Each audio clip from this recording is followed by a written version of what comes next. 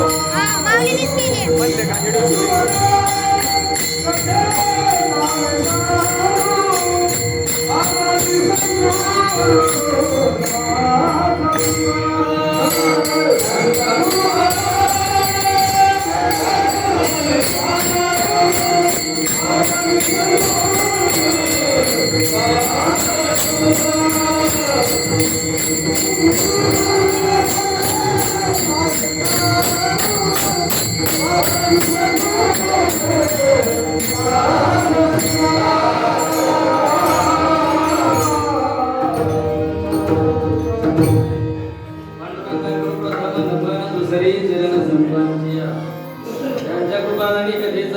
बाबाचे सद्गुरु दास जयांचे केली स्मरण होय सकळ विद्यांचे अधिकरण हे जीवन श्रीकरण श्री गुरूंचे नमस्कार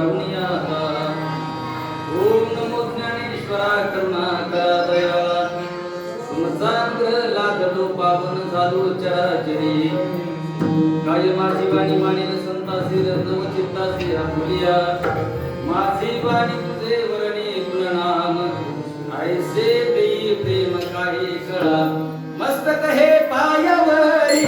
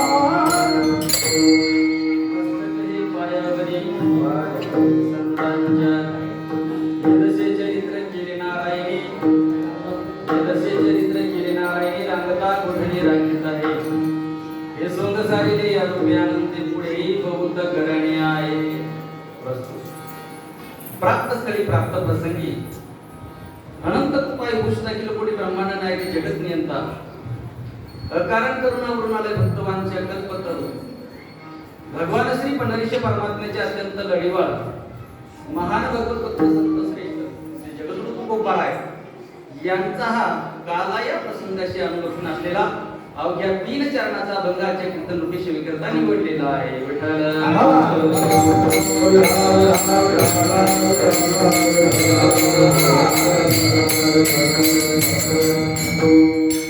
अभंगाचा सरळ प्रतिपाद्य विषय अशा स्वरूपाचा आहे. जगद्गुरु गोपाळ म्हणतात तो निर्गुण निराकार असलेला परब्रह्म परमात्मा सगुण साकार झाला, आकाराला अवताराला आला आणि इथे आल्याच्या नंतर त्या भगवान परमात्म्याने 2 दशेमध्ये त्याचं चरित्र त्या ठिकाणी गायलेलं आहे, वर्णन केलेलं आहे, त्याने लीला केलेली आहे. एक गायी राखत असताना आणि दुसरं रांगत असताना या दोन्ही लीला भगवान परमात्म्याच्या सुरू असताना भगवान परमात्म्याच्या लक्षात आलंय की आपला इथे खूप वेळ गेलाय, आपल्याला भरपूर काम आहे आणि मग तो गोपाळाचा जो वेश होता हे सोंग सारेली या रूपी आनंद ते पुढेही बहुसक करणी आहे. भरपूर कामाचा ढीग लागल्यामुळे त्याने गोपाळाचा वेश सोडून त्याला भरपूर काम करायचे होते. परंतु काय बुद्धिवाद्यांनी प्रश्न केला, महाराज त्याला भरपूर करायचं म्हणजे नेमकं काय करायचं? तर महाराज एका वाक्यामध्ये सांगतायत तो निर्गुण निराकार परब्रह्म परमात्मा केवळ धर्माची संस्थापना करण्यासाठी तो आकाराला आलेला आहे आणि त्याचं वर्णन करण्यासाठी माझ्या वाचेला प्रेम दे हा अध्यापनाचा सरसरा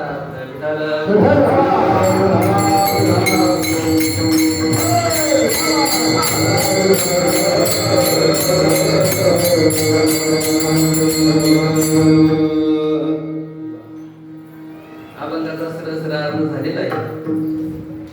अभंगार बोलण्यापूर्वी थोडासा पर्याय देणं माझ्या दृष्टीने उचित आहे. आज किम निमित्त कार्यक्रम आहे, आपणा सर्वांना त्या गोष्टीची कल्पना आहे, ज्ञात आहे, तरीही सुद्धा सांगणं हे वक्त्याचं कर्तव्य ठरतं. या नियमाप्रमाणे आज हे आपण महिनाभर जी साधना केली काकड आरतीची, काकड आरती जो केला या ठिकाणी काकड आरती महिनाभरची संपन्न या ठिकाणी झालेली आहे. आणि या सांगतेच्या निमित्ताने आज हे कार्याचे कीर्तन या ठिकाणी संपन्न होत आहे. खरोखर महिना झाला आपला साधना चालू आहे. रोज सकाळी बरोबर 3 ला उठायचं, 4 ला काकडा सुरुवात करायची. बरोबर 4 ला सुरू असेल असं काही नियम. 4 वाजता काकडा सुरू होतोय. आनंद महिन्याचा उत्सव तो. आणि कुठलाही उत्सव म्हटला की आपल्या वारकरी संप्रदायामध्ये असा नियम आहे. महिन्याचा असेल, 2 महिन्याचा असेल, वर्षाचा असेल, 8 दिवसाचा असेल किंवा 3 दिवसाचा सप्ताह असेल, तरी सुद्धा या सांगतेने काला या सांगतेने काला या कीर्तनाने त्याची सांगता खऱ्या अर्थाने होत असते. कुठलाही उत्सव करायचा म्हटलं तर त्याच्यामध्ये आपल्याला काला करावा लागतो. आणि आज काकड आरतीची समाप्ती खऱ्या अर्थाने आणि हे काल्याचे कीर्तन या ठिकाणी संपन्न होत आहे.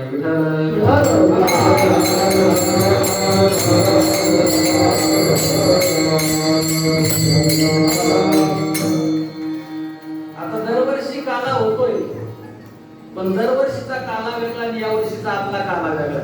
नियमाने जर पाहिलं गेलं तर आपल्या भूलगावमध्ये अनेक वर्षाची परंपरा होती. संध्याकाळचं कीर्तन असायचं आणि संध्याकाळचं कीर्तन म्हटल्याच्या नंतर जेमतेम तयारी असायची सगळी मंडळी. बरोबर आहे. म्हणजे मस्त पैकी 4-5 वाजता जेवण वगैरे झालं. जेवण झाल्याच्या नंतर प्रसाद वगैरे घेतल्याच्या नंतर आपोआपच घरून निघाल्या माणसाचा डोळा लागतो. काही काही घरून निघताना संध्याकाळच्या कीर्तनाला एक डोळा लावून यायचं, झाल्याबरोबर दुसरा डोळा झाकायला. असं कीर्तन असायचं म्हणून कार्यकर्ते मंडळींना लक्षात आलंय की नको आळस आणि खाल्ल्याच्या नंतर आराम पाहिजे, म्हणून तोही त्रास नकोय. म्हणून कार्यकर्त्यांनी थोडासा बदल केला. आणि रात्रीच्या कीर्तनाला पाहायला गेलं तर सर्वांचे चेहरे असे वाटतात की हे आहे तर झोपलेले आहे. परंतु आज सकाळचं जे वातावरण आहे, तुम्ही सकाळी 4 वाजता उठली, साधना केली, वातावरण बनलेले, नामस्मरण झालेलं आहे आणि आपल्या प्रत्येकाच्या चेहऱ्याकडे पाहिल्याच्या नंतर असं वाटतंय की 2-3 वाजेपर्यंत कीर्तन चाललं तरी आपल्याला काही हरकत कोणालाही काही वाटणार नाही. कारण फ्रेश चेहरे आहे सकाळच्या वातावरणामध्ये. आणि हे काल्याचं कीर्तन अतिशय सुंदर अशा प्रकारचं या ठिकाणी संपन्न होत आहे.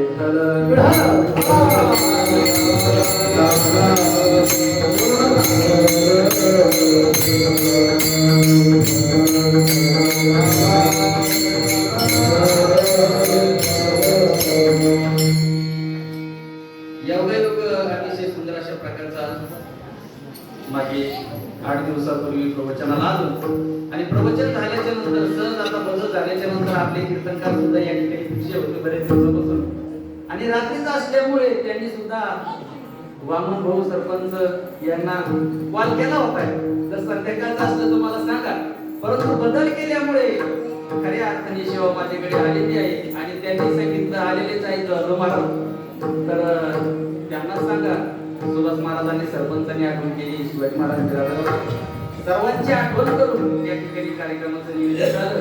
आणि या ठिकाणी मला पाचारण केलं गेलं. आणि मीही हे सगळे आपली सवंगडी आणि सर्वांचं प्रेम असल्यामुळे मलाही नाही म्हणता आलं नाही. कारण हा प्रेड म्हणजे पूर्ण आता 15 दिवस बरं का, काहीचे 4 दिवस मागे पुढे काल्याचे कीर्तन चालूच असतात, सारखं रोज कार्यक्रम चालूच आहे. परंतु आपलं प्रेम असल्यामुळे दुसरंही कीर्तन आलं तर मी त्या ठिकाणी नाकारलं. विठाल विठाल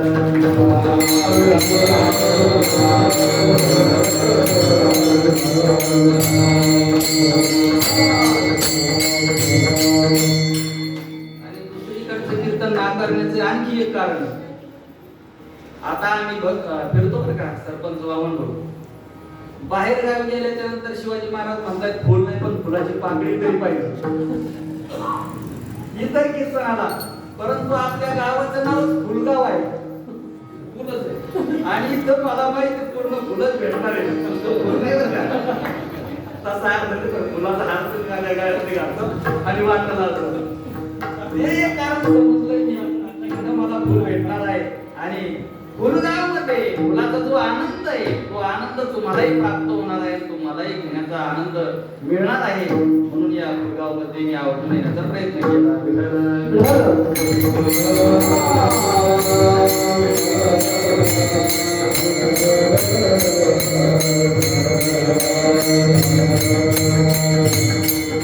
अतिशय सुंदर अशा प्रकारचं वातावरण या ठिकाणी संपन्न झालेलं आहे. अतिशय सुंदर अशा प्रकारचं देखणं मंदिर आहे. पांडुरंगाची मूर्ती जर पाहिली तर उभे भगवान परमात्मा पंढरपूरचा आपल्याला या ठिकाणी त्याच्याच रूपाने या ठिकाणी दिसतंय. आणि सुंदर अशा प्रकारचे दिग्गज मंडळी या ठिकाणी उपस्थित आहेत. त्याच्यामध्ये आमच्या आदरणीय श्री हरी मंदिराजी महाराज गावडे दादा मृदंगावरती आहे. तसेच आमचे श्री हरी भक्तीपरायण सुभाष महाराज देशमुख मृदंगाचार्य, गायनाचार्य, कीर्तनकार सर्वगुण संपन्न या ठिकाणी उपस्थित आहेत. तदनंतर श्री हरी भक्तीपरायण युवा कीर्तनकार गायनाचार्य शिवाजी महाराज बिराजदार तेही सुद्धा बऱ्याच वर्षापासून आपल्याकडे सर्व मंडळी असतात. तदनंतर श्री हरी भक्तीपरायण गायनाचार्य भाकरे महाराज. आपल्याला भूक लागल्याच्या नंतर भाकर मागायला गेलं तर महाराजाकडे पाहिलं तरी आपली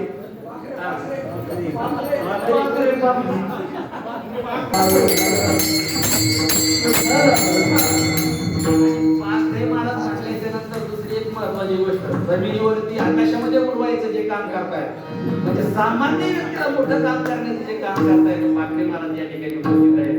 तदनंतर आपले सर्व ग्रामस्थ श्री हरी भक्तीपरायण आदरणीय गायनाचार्य तज्ञ शिक्षक म्हटलं जातं. दुसरी महत्वाची गोष्ट तत्पर शिक्षक, म्हणजे दोन्ही तत्पर आणि तज्ञ, कारण फार मोठं योगदान यांचं आपलं वारकरी संप्रदायामध्ये लाभत आहे. ते आमचे श्री हरी भक्तीपरायण ज्ञानेश्वरी महाराज किरंजे सर या ठिकाणी उपस्थित आहे. सर्व वामन भाऊ, तदनंतर सरपंच, तदनंतर भाऊ वगैरे सर्वच भाऊ, तात्या उभा एकदम जगते बघा तात्या समोर उभा आहे. विजयावरती विजय उभा आहे. सर्व मंडळी दिग्गज सर्व परिसरातील आणि सर्व मायबाप श्रोते आणि सर्वांना नमस्कार करून मी माझ्या शिवेला त्या ठिकाणी सुरुवात करतो.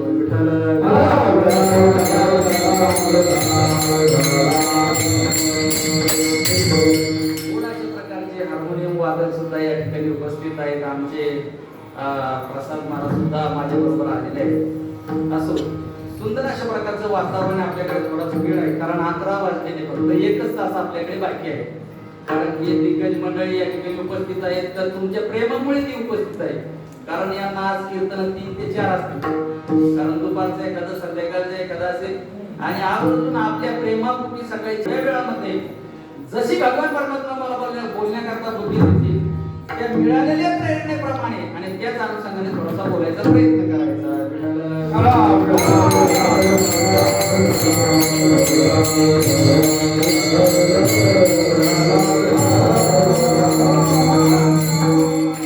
हे कीर्तन कार्याचं कीर्तन आहे. दुसरा सुयोग म्हणजे काकड आरतीची समाप्ती आहे. काकड आरतीची समाप्ती म्हणजे भजन संध्यामध्ये जर विचार करायला गेलं तर काही वारकरी संप्रदायामध्ये जर चिंतन करायला गेलं तर फडावरती जागराचं भजन केलं जातं. रात्र उभा करून जागर केला जातोय. ती सुद्धा खऱ्या अर्थाने भजन संध्या असते. उभ्याने जागर केला जातो. काही ठिकाणी उभ्याने काकडा असतोय, काही ठिकाणी संगीत भजन असतंय, बैठकी भजन असतंय. भजनाचे सुद्धा प्रकार आहे. काही रंगीत संगीत भजन असतात. आपण जर चौकुलीला तिकडे गेला खाली तर ते सुद्धा भजनाचा प्रकारच आहे, परंतु ते रंगीत संगीत भजन म्हटले जाते. परंतु भजनामध्ये जर पाहायला गेलं वारकरी संप्रदायामध्ये जर खऱ्या अर्थाने जर ज्याच्यामधून आपल्याला उपदेश अशा प्रकारचा निर्माण होतोय, त्याग निर्माण होतोय, आणि ते जर कशाचं भजन असेल तर ते काकड्याचं भजन आहे. महाराज सकाळचं वातावरण फ्रेश वातावरणामध्ये गोड अशा प्रकारच्या चाली लावल्याच्या नंतर आणि एका अभंगाला गायल्याच्या नंतर त्याच्यातून उपरती निर्माण होती आणि जीवनामध्ये काहीतरी करावं अशी भावना त्या ठिकाणी प्रगट होती. म्हणून एक प्रकारचं सुंदर अशा प्रकारचं काकड्याचं भजन आणि त्याची समाप्ती या ठिकाणी संपन्न होत आहे.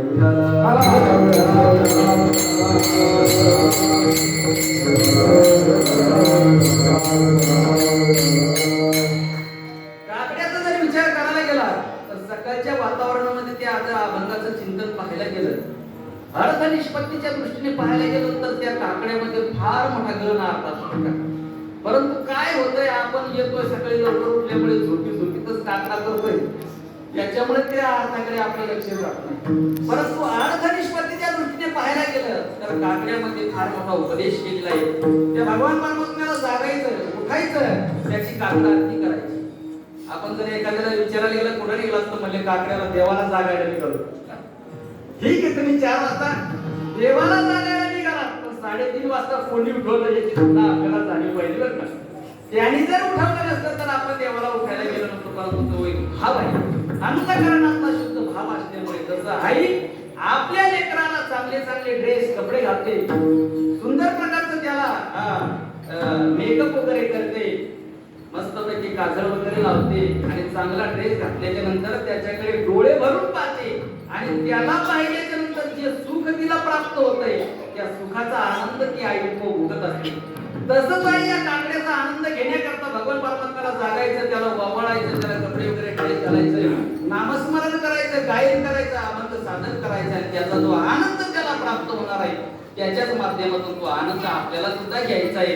म्हणून ते काकड्याचं वचन असतं.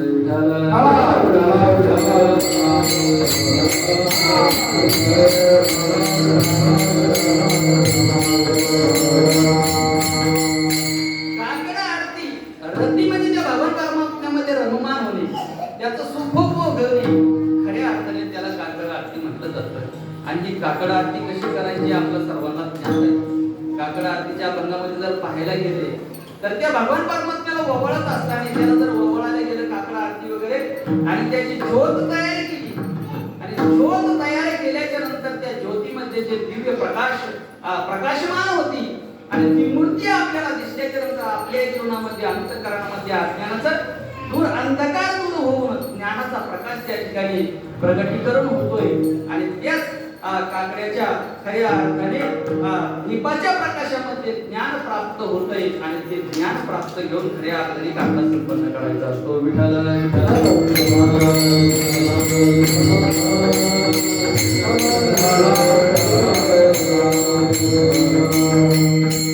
आरतीचे सुद्धा 2 प्रकार आहेत. भौतिक दृष्टीने जर काकड आरतीचा विचार करायला गेलं तर ताटामध्ये आरती घ्यायची, कापडाची ज्योत बनवायची, काकड आरती तयार करायची आणि त्याला काकड आरतीने ओवाळायचे भौतिक दृष्टीने. पण आध्यात्मिक दृष्टीने, अद्वैत दृष्टीने जर चिंतन करायचं झालं तर पंचप्राणांची ज्योत त्या ठिकाणी निर्माण करायची आणि पंचप्राणांच्या ज्योतीने त्याला खऱ्या अर्थाने भगवान परमात्म्याला ओवाळायचं. याला खऱ्या अर्थाने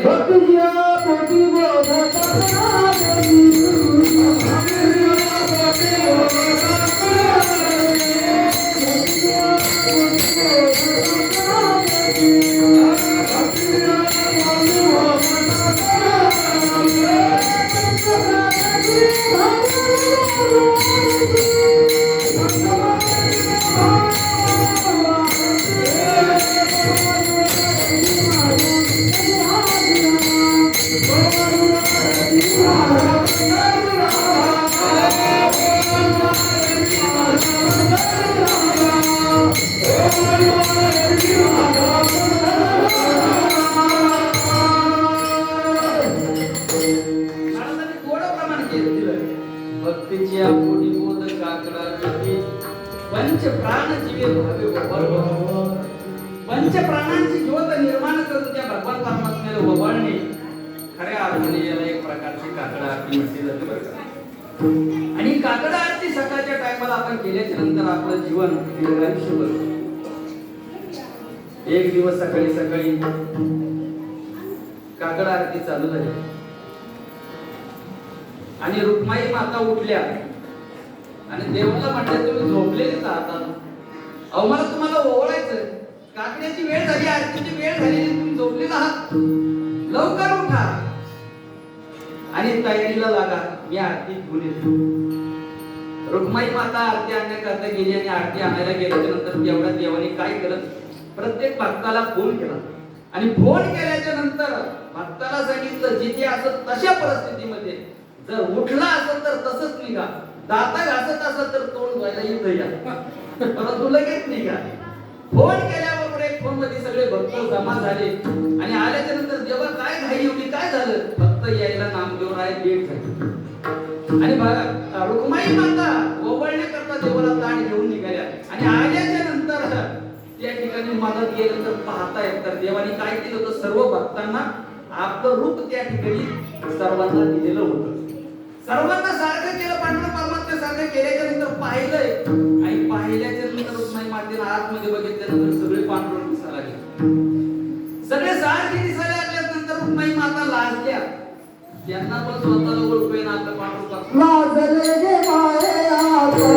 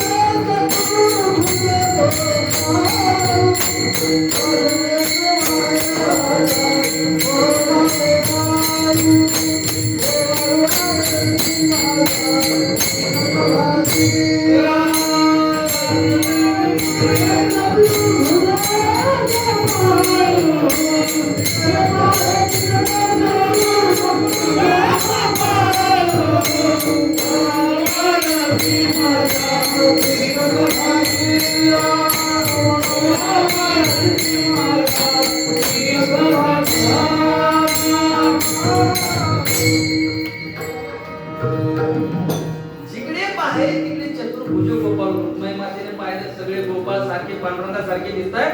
रुक्माई माता लाजल्या आणि बाहेर आल्या. कारण गडबड अशी तुम्हाला सांगतो, एखाद्या वेळेस इकडे तिकडे ताट जर असेल ववाळायचं, दुसऱ्या ठिकाणी चुकलं तर चालतंय, परंतु नेमकं भावभीजीचं ताट जर ववाळायचं चुकलं किती अवघड आहे.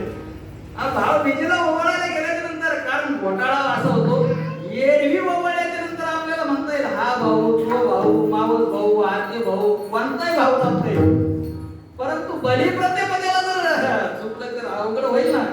ही सुद्धा संभ्रमात निर्माण झाली. काय करावं, देवाला कसं ववाळावं लक्षात येईना. बाहेर आली आणि संभ्रमात निर्माण आल्याच्या नंतर तेवढ्यात घाई नामदेवराय तिथे आले. दारावरती आल्याच्या नंतर नामदेवराय घाई माझा जाणार. तेवढ्यात सांगितलं नामदेवा घाई करू नका, फक्त मला एक सांगा याच्यातला आपला देव कोणता आहे. एवढ्या घाबरलेल्या अवस्थेत तुम्ही का निघालात? अहो पांडुरंगाने मला फोन केलाय. मला पांडुरंगाने फोन केल्याच्या नंतर मी निघालो, पण आलाय तुम्ही बरं झाला. याच्यातला आपला पांडुरंग परमात्मा कोणता आहे तेवढा ओळखून दाखवा. कारण रुक्माई मातेला सुद्धा सारखं त्याच्या सानिध्यामध्ये राहून ओळखता आलं नाही. परंतु नामदेवरायांची खऱ्या अर्थाने भक्ती असल्यामुळे नामदेवराय मदत केले आणि प्रत्येक देव चेक केले. सगळे देव बरोबर दिसले, परंतु एका देवामध्ये फाल्ट होता. कोणता? भृगु ऋषींनी जे लाठीचा प्रहार केला त्यांच्या छातीवरती, ती भक्त भगवान परमात्म्याच्या छातीवरती लाठीचा प्रहार होता. इतर सौगड्याच्या छातीवरती तो प्रहार नव्हता. आणि मग नामदेवरायांनी सांगितलं, आई साहेब ते कोपऱ्यातून आत ना त्यांच्याकडे जाऊन त्याला ओवाळा. बरोबर पाहिलं ना, चुकलं तर घोटाळा होईल म्हटले. नाही ना जा म्हणते. म्हणजे रुक्माई मातेला सुद्धा देवाला ओळखता आलं नाही, ते संतांच्या मुळे ओळखावं लागलं.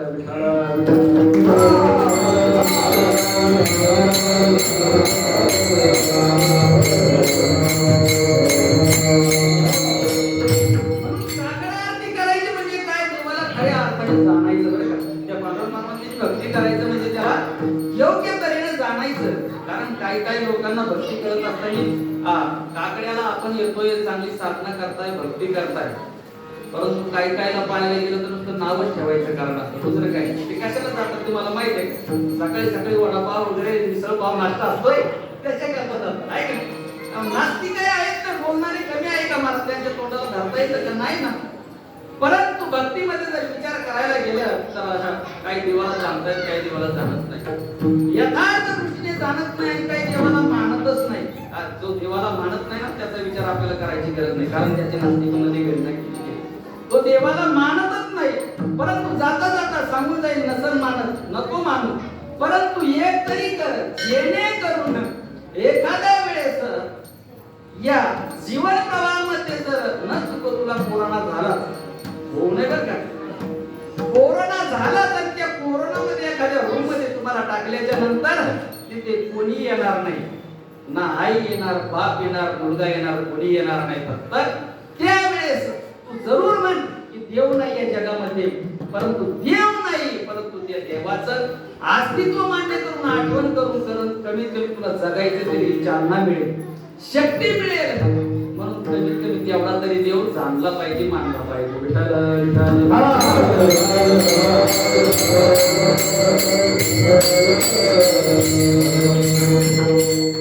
एक नास्तिक होते, देवाला मानितच नव्हतं, देवाचा मान्यच करत नव्हतं ते, आणि कधी देवाच्या दर्शनाला जात नव्हतं.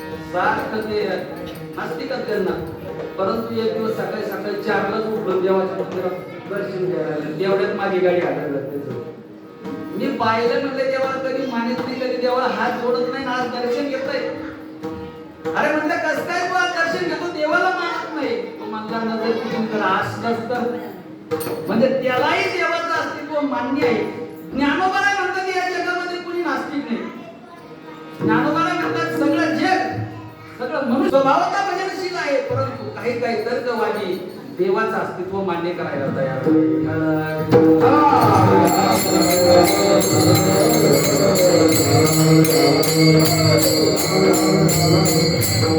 देवाला मानत नाही, जाणत नाही. याच्याही पुढे नास्तिकाचा जर विचार करायला झाला तर देवाचे माप काढतात.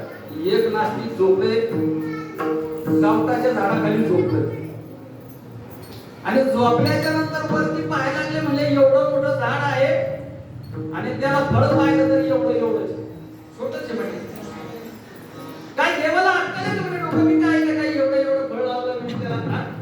आणि थोड्या वेळाने जरा नजर बाजूला गेल्याच्या नंतर डांगराचा येर होत आहे. डांगराचा येर तुमच्याकडे काय म्हणतात त्याला, काशी फळ म्हणतात काय, भोपळा गोड भोपळा, गोड मोठा काशी फळ होत आहे. आणि पाहिल्याच्या नंतर म्हणजे देवाला काही अक्कल आहे का, एवढा वेळ त्याला एवढं डांगर भोपळा एवढा देवाला काही अक्कल आहे का म्हटले. देवाची अक्कल काढली आणि थोड्या वेळानं वारा सुटल्याच्या नंतर ते कवच पडलं, त्याच्या डोक्यावर पडलं. डोक्यावर पडल्याबरोबर एवढं टेंगुळ आलं, आणि टेंगुळ आल्याच्या नंतर त्या टेंगळाकडे पाहता वर पाहतंय, खाली पाहतंय, टेंगळाला गाठ झाली ना. आणि थोड्या वेळेत त्या भोपळ्याकडे लक्ष केलं त्याचं. भोपळ्याकडे लक्ष केल्याच्या नंतर भोपळ्याकडे पाहिल्याबरोबर त्या झाडाकडे पाहिलं, भोपळ्याकडे पाहिलं. देवा म्हणले तुझंच बरोबर आहे, हे जर भोपळा वरती असता आणि तू जर वरून खाली पडला असता तर तुझं माप काढायला शिल्लक राहिलं नसतं. म्हणून जातीवंत नास्तिक त्याला खऱ्या अर्थाने म्हटलं जातं. जो स्वतः भक्ती करत नाही त्याला जातीवंत नास्तिक मानायचं नाही. जो भक्ती करतोय त्याच्यात अडथळा करतोय त्याला खऱ्या अर्थाने जातीवंत नास्तिक म्हणताय.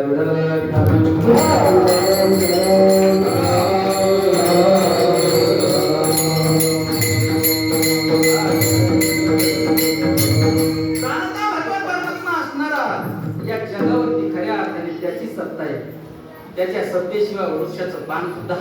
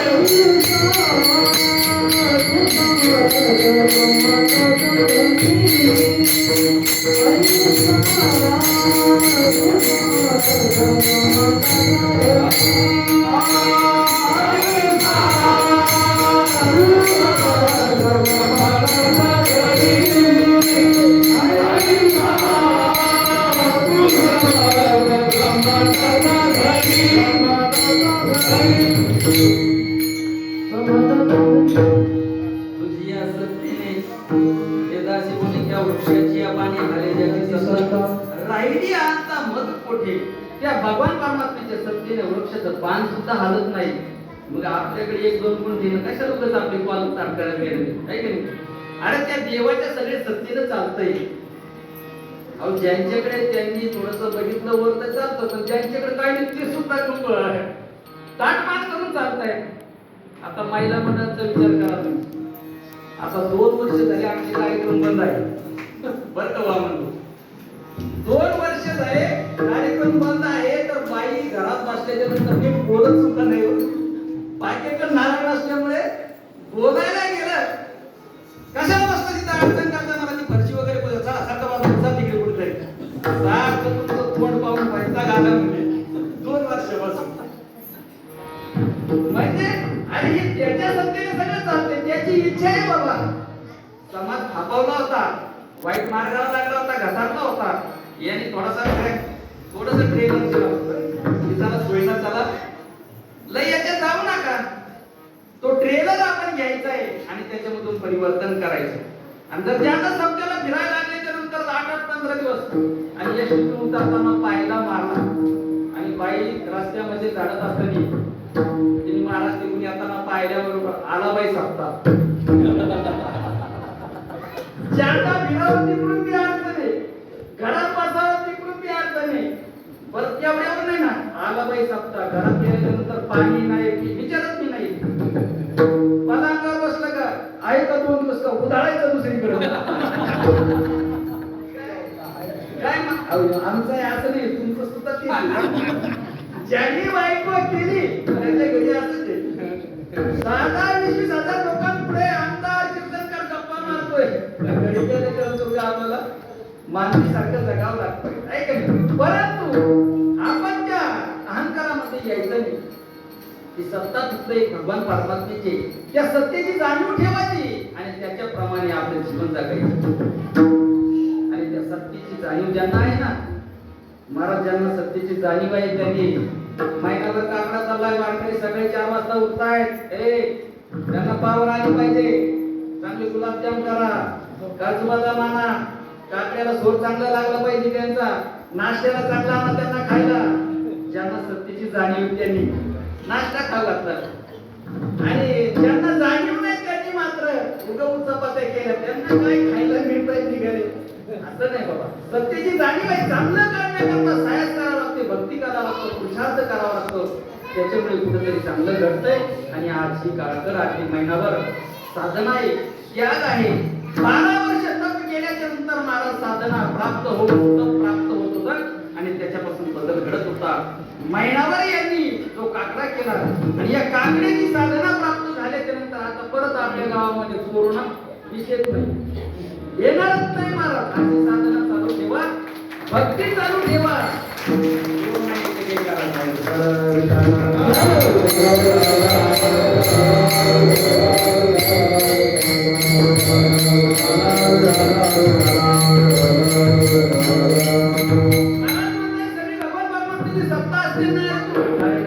कृपाळू देवाची गोष्टी जगाची एक लाभतो आहे का नाही? बाळा तुला कोण करी तू उत्पत्ती वाढवी श्रीमती सगळे दोन्ही. अरे तू पोटामध्ये असताना त्या दुधाची उत्पत्ती कोण करतंय? खऱ्या अर्थाने भगवान परमात्म्याची सत्ता आहे.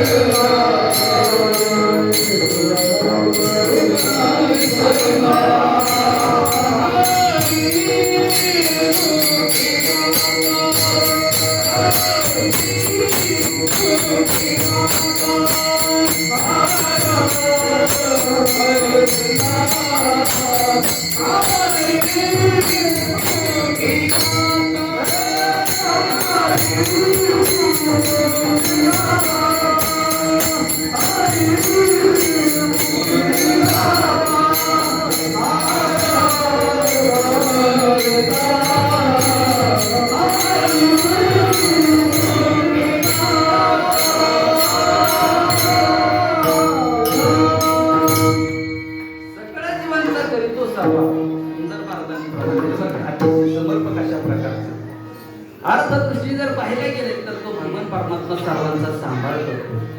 म्हणून आपण लय अहंकारामध्ये जीवन जगायचं नाही. दुसरी महत्वाची गोष्ट सांगतो की काकडा आरती संपन्न करत असताना याच काल्याचे कीर्तने आपल्याला संपन्न त्या ठिकाणी करायचं आहे.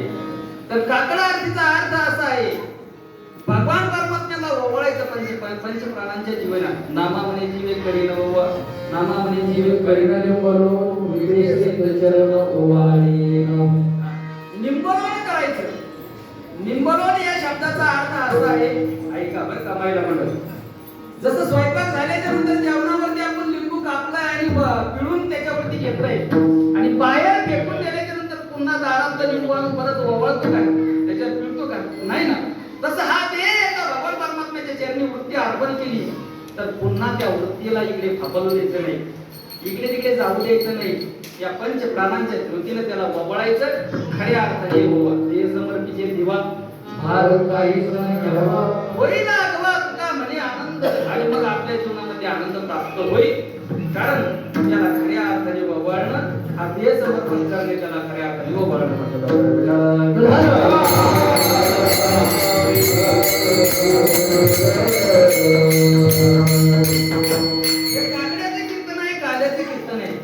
काल्याचे कीर्तन म्हणल्याच्या नंतर प्रत्येक सप्ताहामध्ये काला केला जातो.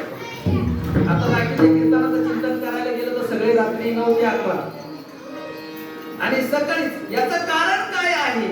कारण पाहायला गेलंय तर काला रात्री नसतोय, सकाळी असतोय. आणि ते डोक्यामध्ये घेतलंय कार्यकर्त्यांनी बरं का. त्यांच्या लक्षात आलं काला रात्री नसतो, काला दिवसा असतो. याचं कारण असं आहे दिवसा का करायचं. त्याचे 2-3 कारण असे आहेत. काला म्हणजे परिपूर्णतेचा भाव काला आहे. एकदा पूर्णतेला प्राप्त झालं की त्याच्यानंतर पुन्हा वापस येणे नाही. त्याला खऱ्या अर्थाने परिपूर्णतेचा द्योतक असल्यामुळे त्याला काला म्हटलं जातं. हा काला दुपारची वेळी केला जातो.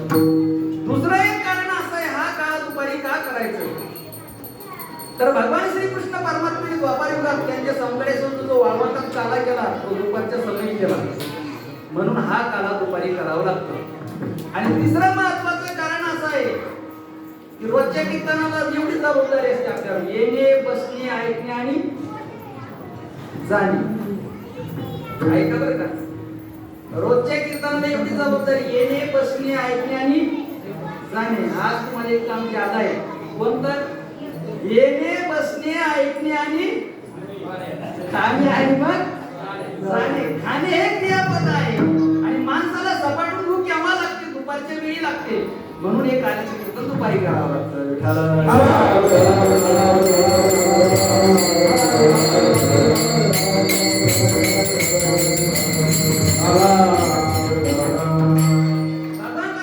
चरित्र गायचं, अवस्थायुक्त व्हायचं आणि अवस्थायुक्त झाल्याच्या नंतर त्या प्रसादाचं सेवन करायचं. खऱ्या अर्थाने त्याला काला म्हटलं जातं. काल्याचे अनेक अर्थ आहेत. जीव शिवाच्या ऐक्याला काला म्हटलं जातो. भक्तीमध्ये देव भक्ताच्या ऐक्याला काला म्हटलं जातो. वेदांतामध्ये जीव शिवाच्या ऐक्याला काला म्हटलं जातो. आणि सामाजिक स्थितीमध्ये सामाजिक एकतेला खऱ्या अर्थाने काला म्हटलं जातो. आणि हीच वारकरी संप्रदायाच्या संतांनी शिकवण दिली. 18 जातीचे पगड एकत्र केले, सगळ्या जाती एकत्र केल्या आणि सगळ्यांना मिळून त्या ठिकाणी तो काला केला आणि तो काला सर्वांच्या मुखामध्ये वाटलाय. म्हणून हे काल्याचं कीर्तन आज करायचं. विठ्ठल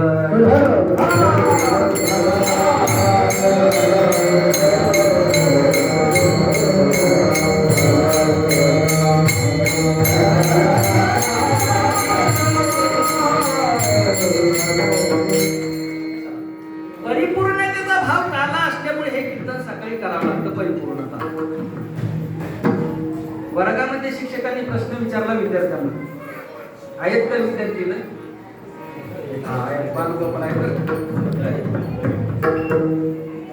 वर्गामध्ये शिक्षकांनी विद्यार्थ्यांना प्रश्न विचारला. सांगा, ही गोदावरी कुठून उगम पावली? सांगू शकता का तुमच्यातलं एखादं? सगळ्यांनी खाली माना घातली. आणि खाली माना घातल्याच्या नंतर त्याच्यात एक हुशार विद्यार्थी होता. आणि हुशार विद्यार्थी असल्यानंतर तो म्हणला, सर मी सांगतोय. सांग बरं बाबू म्हटले. शवास, काय हरकत नाही. गोदावरी कुठून उगम पावली? त्यांनी सांगितलं, ब्रह्मगिरी पर्वतावरून तिचा उगम झाला. शवास बाबू हुशार. पुढे पुढे गेली म्हणजे ब्रह्मगिरी पर्वतावरून ती कंबक्षर गावामध्ये कुशावर्ता नावाच्या कुंडामध्ये. अगदी बरोबर म्हटलं. शवास शवास. तिथून पुढे पुढे गेली म्हणजे तिथून पुढे नाशिकला रामकुंडात आली. अगदी बरोबर म्हटले. शवास शवास बाबू. योग्य उत्तर दिले. म्हणजे तिथून पुढे पुढे गेली. तिथून पुढे ती म्हणजे कोपरगाव मार्गे पैठणला. अगदी बरोबर म्हटले. शवास बाबू. बरोबर आहे तुझं. म्हणजे तिथून पुढे पुढे गेली म्हणजे तिथून पुढे नांदेड मार्गे राजमंदिरला जाऊन सप्तमुखाने समुद्राला मिळाली. आता काही प्रश्न राहिला का? समुद्राला तरी गुरुजी त्याला म्हणले, बाळू समुद्रातून गंगा पुढे कुठे गेली? पटकन म्हणजे तुमच्या डोंबण्यात. समुद्रामध्ये गंगा गेल्याच्या नंतर गंगेचा पूर्ण होतोय. याला परिपूर्णता म्हणतात आहे की.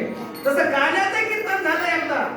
परिपूर्णतेचा भाव त्या ठिकाणी संपन्न झाला. आज काला झाला आणि उद्या जर आमच्यातलाच एखादा बुवा इथं पुलगाव मध्ये दिसला, बुवा उद्या एखादा पुलगाव मध्ये पाहिला तर वामन भाऊ म्हणते, बुवा काला तर कालच झाला. बुवा आज का आला? काला झाला म्हणजे परिपूर्णता झाला. परिपूर्णतेचा भाव काला असल्यामुळे हे काल्याचं कीर्तन शेवटी करावं लागतं.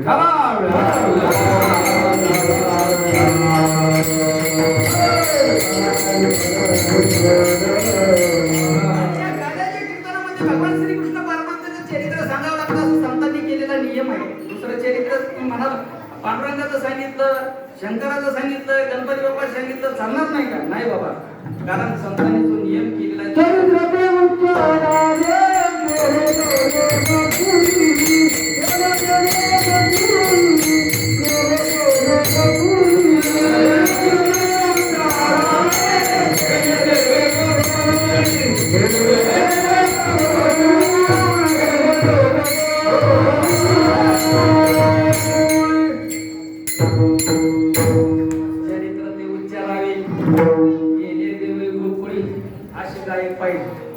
कीर्तनकार कुठं करायला जागेवर आणून ठेवायचं. लाईनवर आणून ठेवायचं. चरित्राचे उच्चारावे गेले देवे गोकुळी. भगवान श्रीकृष्ण परमात्म्याचं चरित्र वर्णन करावं काल्याच्या कीर्तनामध्ये. का? तर भगवान श्रीकृष्ण परमात्मा एकच देव असा आहे, तो परिपूर्णतम आहे. कारण गर्ग संहितेमध्ये देवाचे 6 प्रकार सांगितले. अंश, अंशांश, आवेश, कला, पूर्ण आणि परिपूर्णतम. आणि या सर्व देवांमध्ये तो परिपूर्णतम देव फक्त भगवान श्रीकृष्ण अवतार आहे. परिपूर्णतम साक्षात श्रीकृष्ण नान्य होई एक कार्यता अगत्यम कोटी कार्यम चकारा. श्रीकृष्ण हा अन्यवयी ना. श्रीकृष्ण भगवान स्वयं, म्हणून त्याला भगवान परमात्मा म्हटलेला आहे. राम अवतार आहे परंतु पूर्ण अवतार आहे, परिपूर्णतम नाही. तुम्ही मला ज्ञानेश्वर महाराज पूर्ण परिपूर्णतम याच्यात फरक काय? तर ऐका. ज्या अवतारामध्ये घटना घडवण्याचं सामर्थ्य आणि स्वातंत्र्य असतं त्याला परिपूर्णतम अवतार म्हटलं जातं. आणि ज्या अवतारामध्ये घटना घडवण्याचं सामर्थ्य आहे परंतु स्वातंत्र्य नाही त्याला पूर्ण अवतार म्हटलं जातं. राम अवताराची घटना बघा वाल्मिकी ऋषींना जन्माला यायच्या अगोदर तयार केली. महाराज गेली रामायण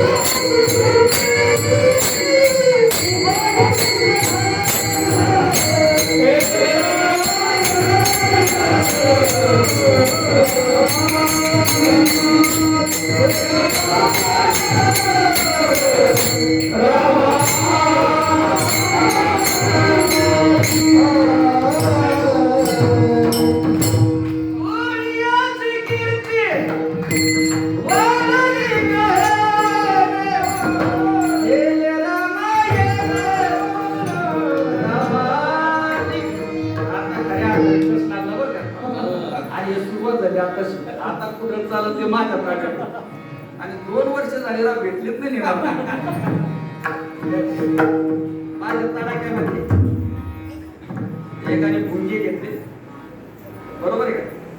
तुमचं लक्ष पाहतोय, जांभळे घेतले जांभळे, आणि जांभळे घेतल्याच्या नंतर त्याच्यामध्ये एक भुंगा आला मापामध्ये, आणि जांभळे खात असताना ते भुंगा तोंडामध्ये गेला, त्याने चीर चीर चीर आरडला. त्याने सांगितलं तू मापात आली, चीर कर का फीर कर, तुला सुट्टी नाही म्हटलं. 2 वर्ष झाले सापडले मला, आता चीर करते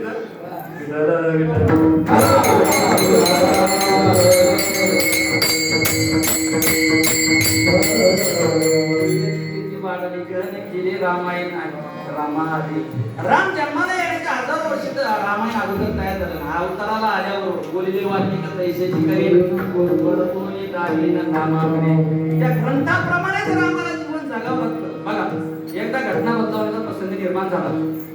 राम लक्ष्मण सीता तिघांचा वनवास निश्चित झाला. वनवासाला जायची तयारी झाली. आपल्याकडे वेळ कमी आहे, थोडक्या वेळेमध्ये आणि पुढे जाऊ. निघाले वनवासाला. निघाल्याच्या नंतर सुमंत घेऊन आले. सुमंत सगळे जमल्याच्या नंतर सगळं अयोध्यात त्यांना वाटा लावण्याकरता निघाले. निघाल्याच्या नंतर तेवढ्यात लक्ष्मणाची पत्नी उर्मिला त्याला अक्षदा करता ओवाळण्याकरता दारामध्ये पंचारती हातामध्ये ताट घेऊन उभी होती. आणि हातामध्ये ताट घेऊन उभी असताना लक्ष्मणाचं लक्ष गेलं. आणि लक्ष गेल्याच्या नंतर लक्ष्मणाने सांगितलं, दादा जरा 5 मिनिटं थांबा म्हटले, मी जातो आणि लगेच वापस येतो. जा म्हटले, काय हरकत नाही. लक्ष्मण आल्याच्या नंतर उर्मिलेना अक्षदा लावली, पंचारती ओवाळली. आणि ओवाळ्याच्या नंतर नमस्कार केला. आणि नमस्कार केल्याच्या नंतर उर्मिलीने सांगितलं, जरा तुमची जर परवानगी असेल तर एक शब्द बोलू का? हा फार पूर्वीचा काळ बघ. आता आपल्याला विचारावं लागतं, तुमची परवानगी असेल तर एखादा शब्द बोलू का? बोलला म्हटले, काय हरकत आहे? काय नाही म्हटले, त्या वनवासामध्ये तुम्ही 3 जण जाणार. तुम्ही असं म्हणाल सीतामाई संघ असल्यामुळे दादाची सर्व सेवा करू शकाल, परंतु आईसाहेबांची सेवा सर्व करता येणार नाही.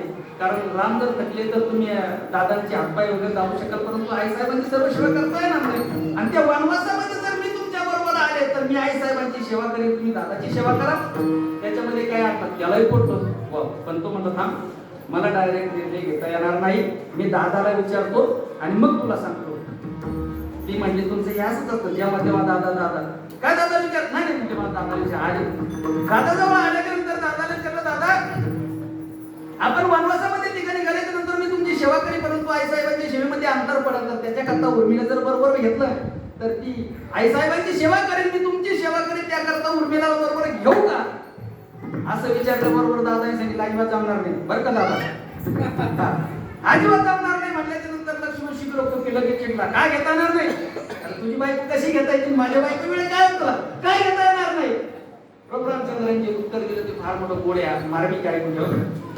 प्रभू रामचंद्रांचे उत्तर दिलं ते फार मार्मिक ऐका. प्रभू रामचंद्र म्हटले, अरे लक्ष्मणा, वाल्मिक ऋषींच्या रामायण ग्रंथामध्ये उर्मिलेचं नावच नाही त्या वनवासामध्ये, तर तिला घेतो कसं? म्हणजे त्या ठिकाणी प्रसंग निर्माण झाला घटना बदलवण्याचा, परंतु घटना बदलवता आली नाही, म्हणून त्या ठिकाणी त्याला पूर्ण अवतार म्हटलं.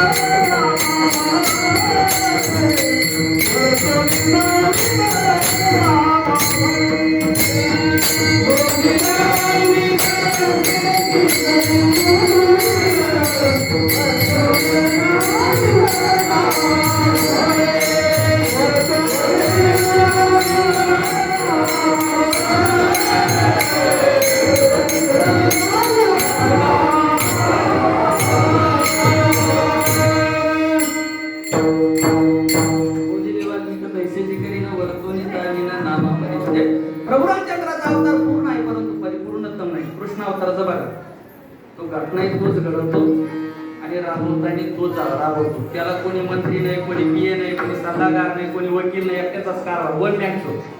त्याला कोणाची गरज पडत नाही. आता इथं आपल्याला एकामेकाचं सहकार्य घेतल्याशिवाय पुढचं काही होत नाही, कुठला बदल करता येत नाही. आता एसटी कामगार मारतायत मारा, परंतु तिघ जण असल्यामुळे निर्णय घेता येईल ना.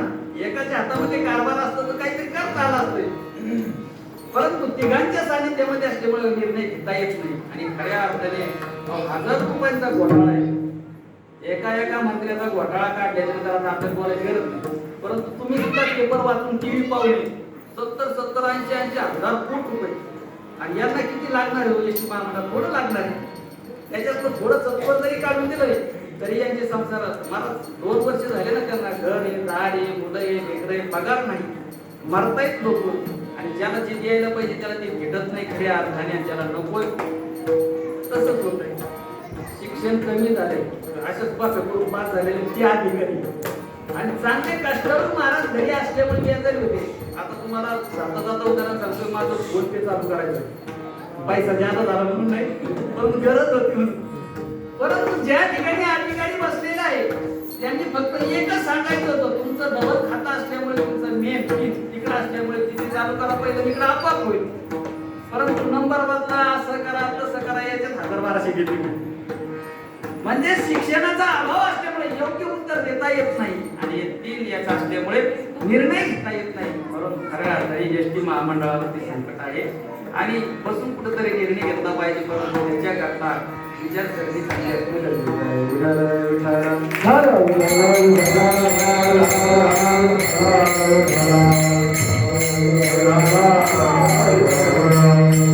कुठलंही कार्य करायचं असेल तर विचाराची धारणा एकत्र पाहिजे. हे कीर्तन करण्याकरता सगळे एका विचाराला येते, म्हणून हे कीर्तन रंगाला आलं. नाहीतर गायकाने एकीकडे ओरडे पाकवाद्याने काढलं, रंगाला येणार नाही. त्याच्याकरता हे काल्याचे कीर्तन आहे. परंतु भगवान श्रीकृष्ण परमात्मा परिपूर्णतम अवतार, घटना तोच घडवतो, राबवतो आणि तोच बदलवतो आणि तोच घडवतो. बघा तुम्ही, ज्यावेळेस अवताराला आल्याबरोबर देवाने सांगितलं त्या इंद्राचा आपला काही संबंध नाही, आपण गोवर्धनाची पूजा करायची. गोवर्धन आपला अन्नदाता जीवनदाता आहे, त्याची पूजा करू. म्हातारे गवळी एकत्र आले म्हटल्याने त्या कृष्णाच्या नादीला पुन्हा देव इंद्रजीव पोपला, जगणं मुश्किल होईल. परंतु भगवान श्रीकृष्ण परमात्म्याने ऐकलं नाही, संस्था स्थापन केली, सगळे गोपाळ एकत्र केले आणि गोवर्धनाची पूजा केली. गोवर्धनाची पूजा केल्याच्या नंतर इंद्रदेवाला समजल्यानंतर राग आला. अहंकार आहे ना पदाचा, राग आल्याबरोबर म्हणले वरुणाला फोन केला, हॅलो कोण बोलतोय? म्हणजे मी वरुण बोलतोय. तुम्ही कोण बोलताय? म्हणजे मी देवेंद्र फडणवीस नाही बरं का, मी पुन्हा येईल साहेब फारच. म्हणजे असं इंद्रदेव बोलतोय, बोला काय काम आहे? किती टँकर शिल्लक? भरपूर आहे. 7 दिवस पाऊस पडला, मला कोकलावरती घरात पाणी शिल्लक, गाई वाचलं, जिकडे तिकडे पळायला आले, कृष्णाकडे आले. कृष्णा, अरे तुझ्यामुळे संकटाला इंद्रदेव कोकलाय, काय करायचं नको? देवाने सांगितलं, जागायचं असेल मरायचं नसेल तर एक काम करा, माझ्या मागे या, गोवर्धन उचलू आणि त्याच्या खाली निवाऱ्याला उभा राहू. बाकीचे म्हातारे गवळी हुशार होते, ते म्हणले काय बोलतं नंदाचं कारण, गोवर्धन उचलून त्याच्या खाली उभा राहू. गोवर्धन म्हणजे काय चुरमुऱ्याचं पोत आहे का? घेतलं डोक्यावर निघाले, अरे तो गोवर्धन आहे.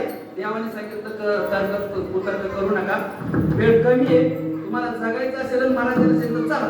निघाले सगळे. निघाल्याच्या नंतर गोवर्धनाजवळ आले. गोवर्धनाजवळ आल्याच्या नंतर त्या काठ्या लावल्या, सगळ्यांनी कंबर कसली, धोतर बाहेर मागं वगैरे सांडल्या आणि त्या काठ्या लावल्या त्या गोवर्धनाला. सगळ्यांनी त्याच्या पुरा पुंडाली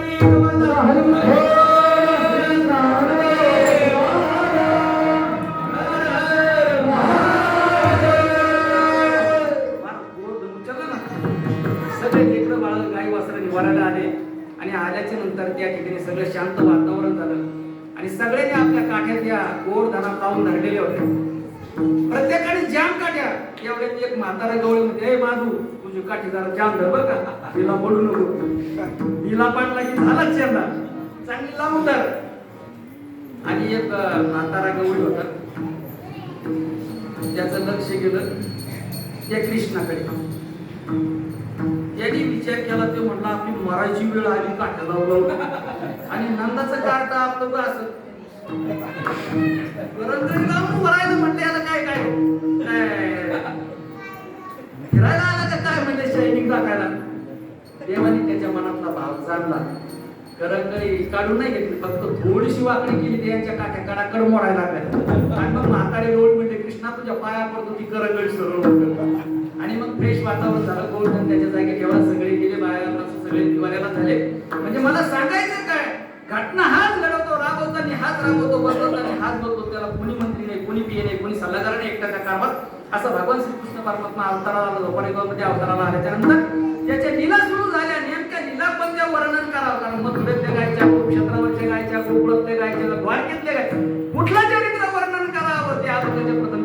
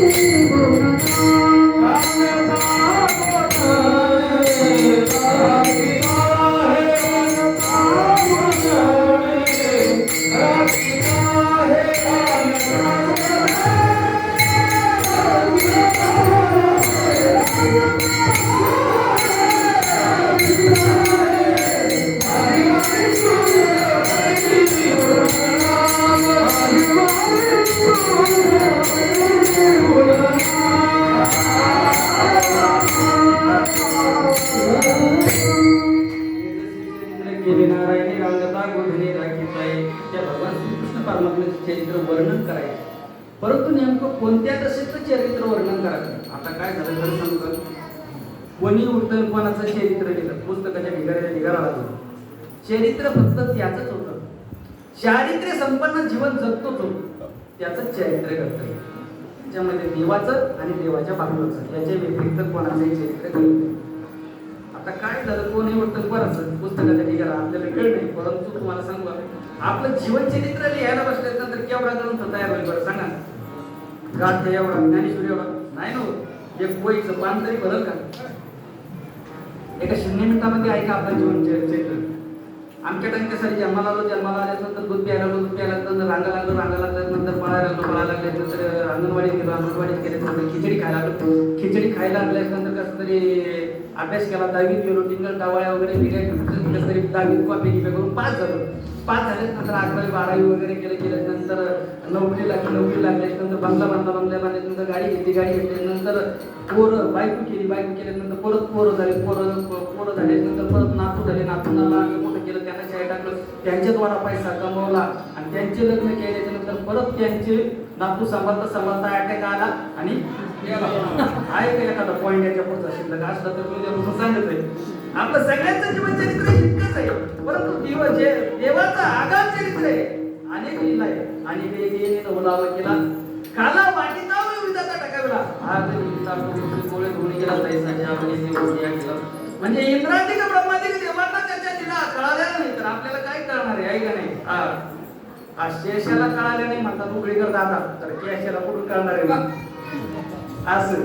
म्हणजे अनेक लीला आहे, परंतु त्याचं चरित्र करायचं, परंतु द्वारकेतलं का मथुरेतलं तर हे तसे चरित्र केले नारायणी रांगता गुणरे राखीताई. दशा म्हणजे अवस्था, स्थिती म्हणजे नंतर त्या भगवान परमात्म्याने चरित्र केलंय, परंतु गाई राखत असताना आणि वनात गाई राखत असताना आणि रांगत असताना या लीला सुरूच होत्या.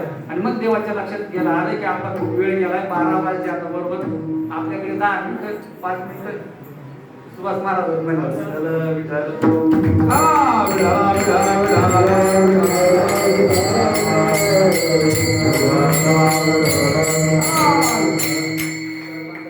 चालू द्या आपला स्वयंपाक करू काय मला सगळा समन्वय साधला पाहिजे त्याच्यामध्ये. आता तुम्हाला कार्यक्रम आहे, चला भगवान परमात्म्याच्या लक्षात लक्षात आल्याच्या नंतर त्यांनी तो गोपाळाचा वेश सोडला. हे सोंग सारेले या रुपयानंतर पुढेही बहुत करणीय आहे. आणि त्या गोपाळाचा वेश सोंग त्याने बाजूला केलं आणि भरपूर काम. सोंग या शब्दाचा मार्मिक अर्थ असा आहे, सोंग या शब्दाचा अर्थ असा आहे, वस्तुस्थितीशी ज्याचा संबंध नसतो त्याला सोंग म्हटलं जातं. पुन्हा आहे का बरं का, वस्तुस्थितीशी ज्याचा संबंध नसतो त्याला सोंग म्हटलं जातं. सोंग वेगळं, नाटक वेगळं. नाटक तर पाहिलं असं, त्या नाटकामध्ये राजा असतो. राजा रात्री पाहायला गेला तर रात्री पाहिल्याच्या नंतर त्या राजाचं सोंग घेतलेलं हे फार मोठ्या झपकेदार विषय वगैरे 50-60 छाती वगैरे तिथे आल्यानंतर तो राजाचं सोंग घेऊन त्या नाटकामध्ये येतो आणि तो बोलतात राजा अधिराज महाराज पदावे असं तो राजा आपण दमदार निघतो. याला फक्त रात्रीच पाहिजे, सकाळी भेटायचं नाही. सकाळी जर भेटायला गेला तर त्याने याचा टिकाव खांद्यावर निघाला रोजगार आली. अरे म्हणजे रात्री राजा होता ना तू, म्हणजे ते राजा नव्हतं, राजाचं सोंग होतं. म्हणजे वस्तुस्थितीशी ज्याचा संबंध नसतो त्याला सोंग म्हटलं जातंय. आणि त्या नाटकात आता काही नाटकं पाहिली असतील, काहींचे केले असतील, काही चालूच असतील नाटक, परंतु सोंग वेगळं, वस्तुस्थिती वेगळी आहे. ते सोंग साधलंय आणि मग पुढेही बहुत करणीय आहे. मग जाणकार मंडळी म्हणजे पुढे करायचं म्हणजे नेमकं काय करायचं आपण म्हणजे शेवट आहे तुका म्हणे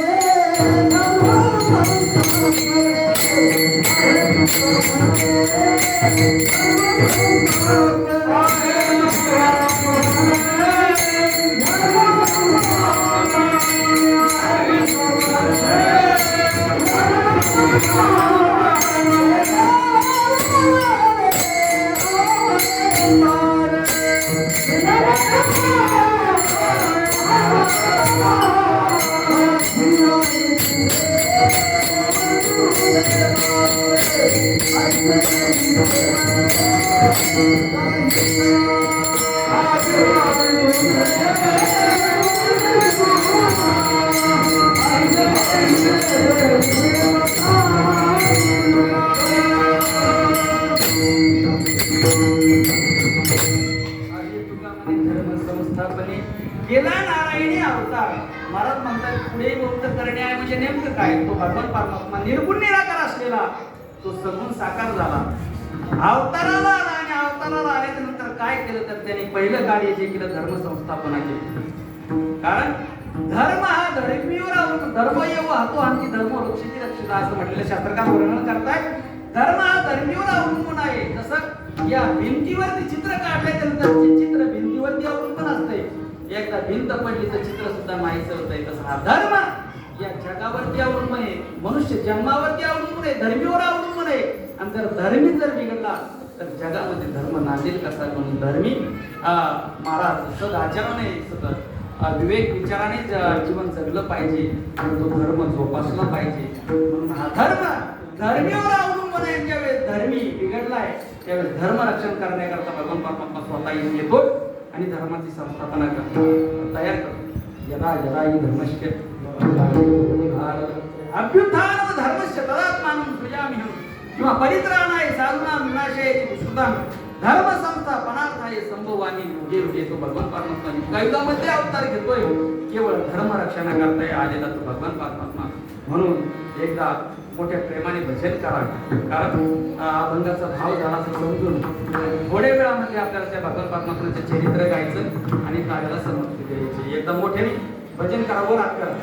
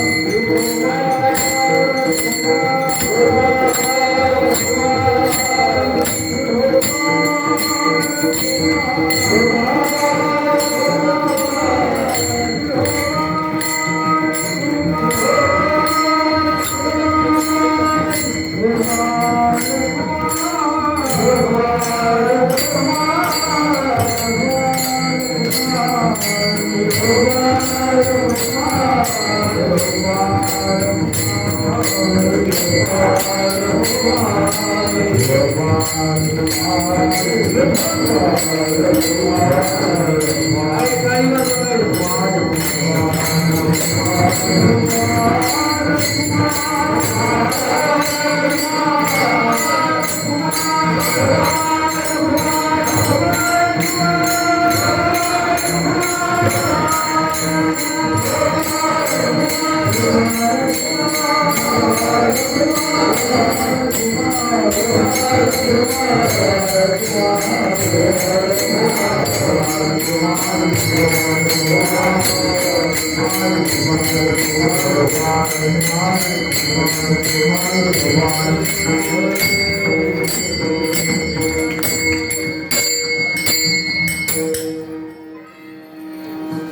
चरित्र देवच्या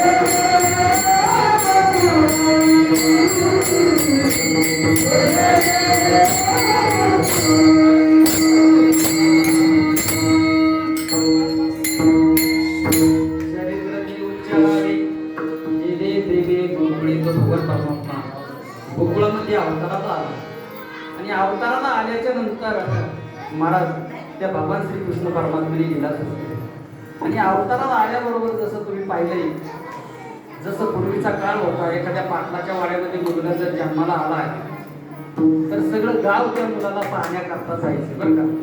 सगळ्या महिला मंडळ त्याला बघायला जायच्या, काहीतरी घेऊन जायच्या. पाटलाला मुलगा झाला किंवा एखाद्या सरपंचाच्या घरामध्ये मुलगा झाला तर जुन्या काळामध्ये सगळे निघायचे त्या बाळाला पाहण्याकरता. तसेच निघत नव्हते बरं का मोकळे हाताने, जुना काळ होता. निघाल्याच्या नंतर त्या गोकुळामध्ये कृष्ण जन्माला आल्या म्हणून त्या नंदाच्या वाड्यामध्ये निघाल्या, कृष्णाला पाहायला निघाल्याच्या नंतर गवळणी महाराज काय काय गवळणी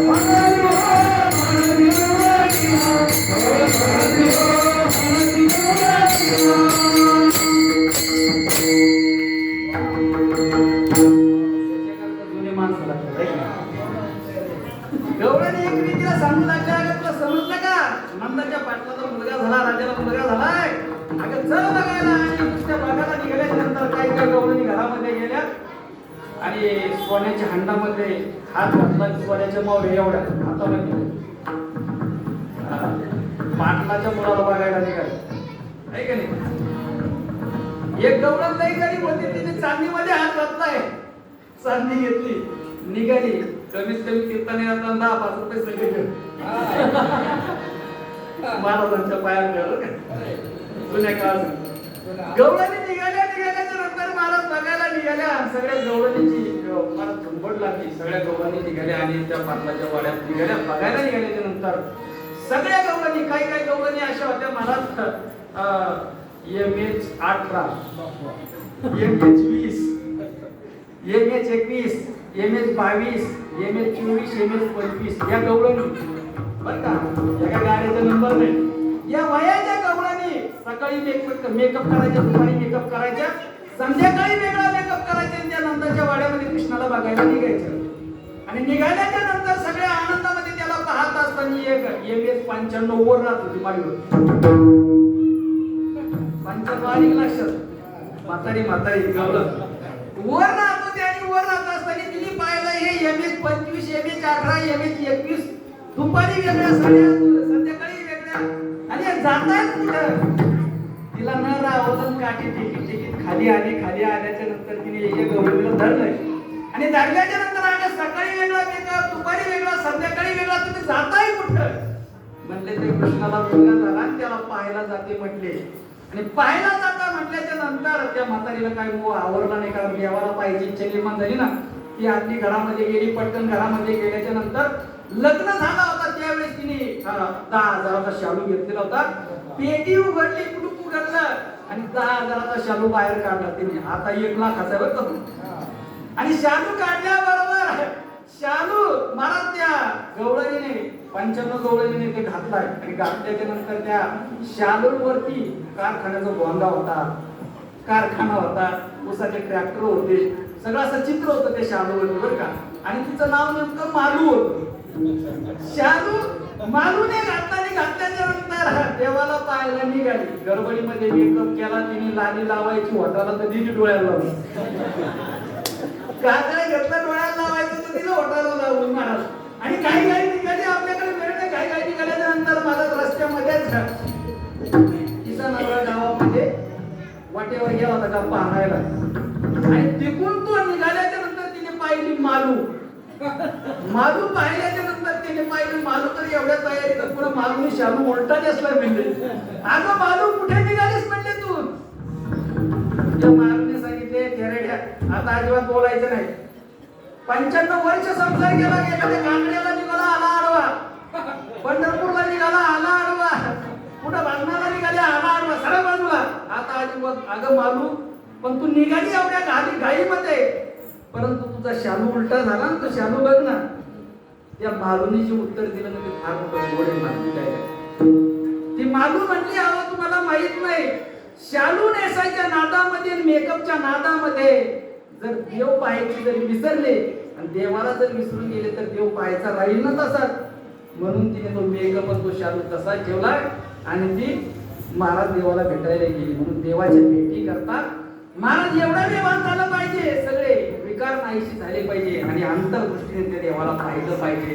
म्हणून महाराज देव गोकुळामध्ये जन्माला आला.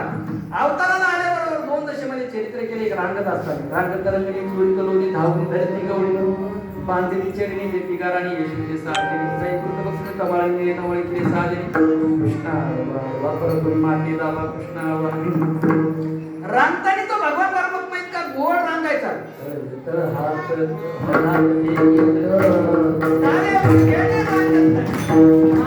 परमात्मा रांगायला लागला, डावा पाय टेकवला आणि रांगायला लागल्याच्या नंतर इतका सुंदर दिसायला लागला.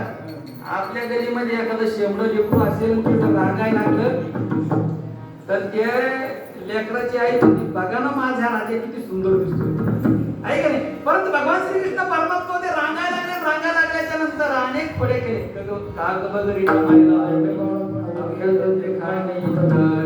आणि पुढे जात असताना महाराज अनेक फळे भगवान परमात्म्याने सुरू केल्या आणि सुरू केल्याच्या नंतर काही गवळणी त्रस्त झाल्या. गवळणी त्रस्त झाल्याच्या नंतर गवळणीने युनिट तयार केली. अरे म्हणजे हा चोरी करतोय, खोड्या करतोय, याला सांगा फक्त माझ्या घरी येऊ नका. कारण काही गवळण लय ताकद आहे. देवाने सांगितलं अरे गोपाळांनो आपल्याला घोड्या करायला निघायचं, उद्या सकाळी बरोबर 4 वाजता निघायचं आणि दही दूध खायचंय. परंतु तुमच्या आईला मागून पहा. त्यांनी सांगितलं आई वगैरे कोणी देत नाही आम्हाला. नाही नंतर चोरी करायला सकाळी निघाले. सकाळी निघाल्याच्या नंतर सगळ्या गवळणींना आडवं झाली. कृष्ण भगवान गोपाळ कृष्ण आडवा झाल्याबरोबर त्या गवळणीने सांगितलंय कृष्णा माझी वाट अडवायची नाही. का अडवायची नाही? लेकरांना दही दूध खायला द्या म्हणते, तुम्ही घरात 50-50 100-100 लिटर दूध काढताय आणि लेकराला न खाता देता पहिलं डेअरीचं माप भरतो. आजही सुद्धा माणसं तेच करताय, 100-100 200-200 लिटर काढतोय, पहिलं आपलं डेअरीचं माप भरतोय आणि याला जर मग चहा प्या वाटला तर ते किटली विसरतून त्याचा चहा पितो. अरे जगतो तरी कशाला मरणार नाही का नाही. जेव्हापासून ते डेअऱ्या झाल्यापासून आपल्या डेअऱ्या कमी झाल्या आणि ते डेअऱ्या वाढल्या. अरे त्या गोपाळांना खायला द्या ना म्हटलं ते गवळणीला. भगवान श्रीकृष्ण परमात्म्याला गवळणीला खायला द्या म्हटल्याच्या नंतर त्या गवळणीने सांगितलं, कृष्णा अजिबात आमच्या नादायला लागायच नाही, आमची वाट सोड म्हणजे सरक बाजूला. का बाजूला सरक म्हणले? त्या गवळणीने एकच सांगितलं, आम्ही घरात पिंट्याचा बापाचा ऐकत नाही, तू कोण कुठला? कशाला अडवली आमची वाट? सरक बाजूला, सरक बाजूला म्हणल्याच्या नंतर ते म्हटले, ह्या गवळणी अशा ऐकायच्या नाही, आपल्याला देत नाही, रात्री जायचं त्यांच्या डोळा चुकून खायचं. याचं नाव पडलं चोरी करणं. कारण तुम्ही मला देवाला धारणा करता, तो जर चोरी करायला लागला तो धर्म नांदेल का? हा धर्म होय ना? तर नाही.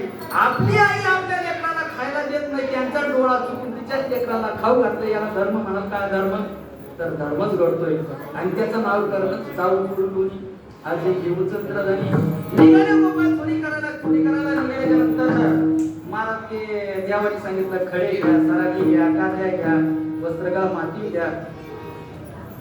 त्याच्यात तो पेंद्याला चार होता. तुम्हाला सांगू का, हे लंगडे लय आगार करणार त्याला मार. तर पेंद्या म्हणला, देवा तू अरे कधी चोरी केली का?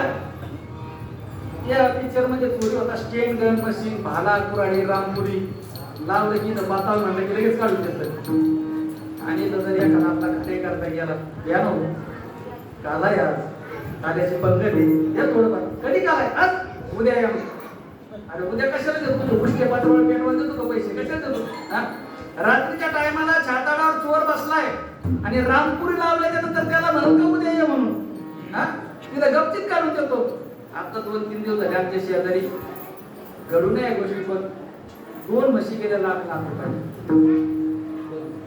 आहे का? चांगली गोष्ट आहे. आणि इथं द्या म्हटलं तर देणार नाही महाराज. मग त्याचा हेतू तो नाही, जिथे द्यायला पाहिजे होतं त्या ठिकाणी लवकर धर्म करत नाही. आलं ना, वाटायचं शिका, द्यायचं शिका. कार्यकर्ते चांगलं काम करतात, त्यांना प्रोत्साहन द्या, पुढे न्या आणि कार्य मोठं करा महाराज. खऱ्या अर्थाने त्यांनी तेव्हा तो पिक्चर पाहायला का नाही म्हटले, तिथं स्टेन गन मशीन, भाला कुऱ्हाडी नाही म्हटले, वस्त्रगाळ माती घेतले, खडे सरांनी काढायचे. त्याच्यात पेंद्याला चालला. तो म्हटला, देवा हे खडे कशा करतात? अरे म्हणजे अंधार राहणार, आपल्याला दिसणार नाही, मग हे खडे फेकायचे. जिकडे खडे फेकले तिकडे टंग टंग टंग टंग आवाज आला. जबरदस्त टंग टंग आवाज आला तर समजायचं हे मडके मोकळे आहे. आणि जिकडे धब धब धब धब आवाज आला समजायचं हे नाही दुधाने भरलेले खडे फेका. बुडाले तेव्हा फार चांगले आले. अरे म्हणले हे काठ्या कशा करतात? म्हणजे आपण लहान लहान पोपाळ गवळणी हुशार आहेत, सगळे मडके ते शिंक्यावरती ठेवतायत, आपला हात पुरणार नाही. मग काय करायचं? ही काठी घ्यायची, छिद्र पाडायचं, त्याला धार लागली, ओंजळ करायची आणि दही दूध पिऊन घेतो. बुडायले तेव्हा काय हुशार आहे म्हणले. ठीक आहे म्हणले, खडे झाले, काठ्या झाल्या. म्हणजे सराटे कशा करतात? म्हणजे सराटे एखादी जर खाण्यात दंड झाल्याने एखादी गवळण उठली आपल्या मागं लागली तर हे सराट्याचे काटे त्याच्यामध्ये फेकायचे. सराटे काटे समजत तुम्हाला? तो सराट्याचा काटा असा नंबरी काटा आहे, तो कसाही फेका तो परत राहतो. ज्यादा घुसत नाही पण आग नाही होती बाहेर मारत. फेकल्या मारवरती काटा काढूस तर आपण पळून जायचं. पुढे ऐकले तेव्हा फारच हुशार आहे. पण पेंडेलीला चाबरा होता. तो म्हटला, देवा गवळण जर चप्पल घालून आले तर फिर क्या करेंगे?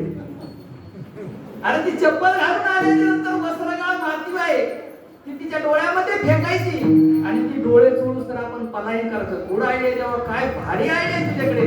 परंतु पेंद्याला चाबरा होता. तो म्हटला, देवा ती गवळण जर वादळ लावून चष्मा लावून आली तर फिर क्या करेंगे? यावेळी चष्मा वगैरे वादळ लावला आणि आज तर मी काहीतरी सांगितलं असतं. सगळी तयार झाली आणि सगळे तयार झाल्यानंतर सगळे गवळणी महाराज निघाले. गोपाळ निघाल्यानंतर चोरी करायला निघाल्यानंतर सगळ्यांनी चोरी केली. सगळ्या गवळणी त्रस्त झाल्या. सगळ्या गवळणींची युनियन झाल्यानंतर एका गवळणीने दम दिला. अरे काय चोरी करतोस म्हणता? त्याला माझ्या घरी येऊन पाय म्हणा. त्याला नाही पकडलं, त्याच्या बापाच्या हातामध्ये दिलं तर माझं नाव ही गवळण नाही. महाराज आले ना ती अंकारा देवाने सांगितलं हिचा घर नंबर घे. कोणत्या गल्लीत राहिलं घर नंबर घेतलाय आणि महाराज देवाने तिच्याच घरी रात्री गेले. खायचं तेवढं खाल्लं आणि खाल्ल्याच्या नंतर लोण्याचा गोळा घेतलाय आणि जाता जाता सुनबाईच्या तोंडाला त्याला पुसून लोण्याचा गोळा त्याला देऊन निघून गेल्याच्या नंतर पहाट झाली. सकाळी सुनबाई सासूबाई उठली. सुनबाई सासूबाई उठल्याच्या नंतर सासूबाईनं सुनबाईचं तोंड भरलेलं पाहिल्यावर सासूबाईचं तोंड घबराईल का? आणि असं कुठं सासू राहते का? तुला कोणी सासू म्हणेल का? अहो सुनेचं तोंड भरलेलं पाहिल्याबरोबर सासून म्हणजे काय तुला अक्कले का अक्कले का? रात्री उठली रात्री खाती गता गता खाती तुला घेतलं तर तुझी आई तुझी आई पार 42 उद्धार केला मला तुझा की रडायची नाही हो आता खरंच नाही मी नाही चोरी केली हो मी नाही हो नाही मी खाल्लं तुमच्या माझ्या लेकराच्या पोर तर पोर वरून शिरतो तू काय बोलू द्यायला गेली का मला? महाराज खूप रडली सुनबाई परंतु सासूबाईंनी ऐकलं नाही. मग दुसऱ्या दिवशी पुन्हा देवाने काय केलं?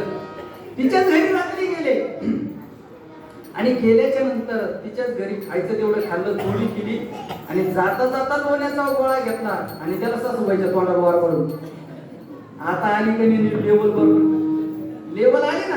सासूबाईच्या तोंडाला पुसल्याबरोबर सकाळी पहाट झाली सुनबाई उठली सासूबाई उठली आणि सासूबाई उठल्याबरोबर सासूचं तोंड भरलेलं पाहिल्याबरोबर सुनबाईच्या जीवाची वाला सुनबाई घरात त्या घरात गेलं भला मोठा आरसा आणला तिला सासूबाईच्या तोंडाला लावला. सासूबाईने भरलेलं तोंड पाहिलं बाई माझी मी करत नाही का मी खाल्लंच नाही. आणि मग सुनबाई म्हणली आता सांगा तुमच्या घरात कोण होता असं आहे का नाही? जे पकडायला गेले ते तर सापडलेच नाही. देवाने त्यांच्यातच भांडणं लावून दिले अशा अनेक खोड्या केल्या आणि अनेक खोड्या केल्याच्या नंतर सगळ्या गवळ्यांची कुणी झाली. दाराने सांगायला गोकुळच्या स्त्रिया सगळ्या जणी एकत्रित आल्या आणि आल्याच्या नंतर यशोदेवरती तुटून पडल्याच्या नंतर यशोदेने सांगितलं तुम्ही एक काम करा गडबड करू नका आपला वेळ झालाय गडबड करू नका मला सगळं समजलं पाहिजे लवकर संपलं पाहिजे एक एक जण बोला तुमचं नेमकं काय आहे का? बहिणीनं सांगितलं आमच्या रात्री घराला खायचं तेवढं खाल्लं आणि सगळं सांडून तसा गेला. अगं दुसरीला विचारलं तुझं काय म्हणणं आहे? दुसरी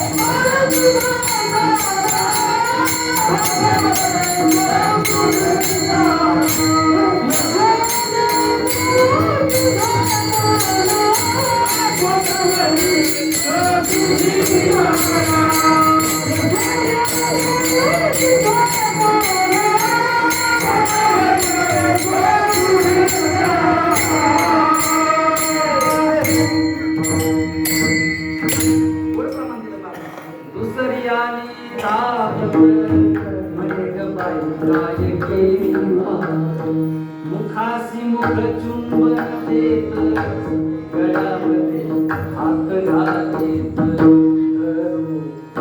सापडीना यशोदे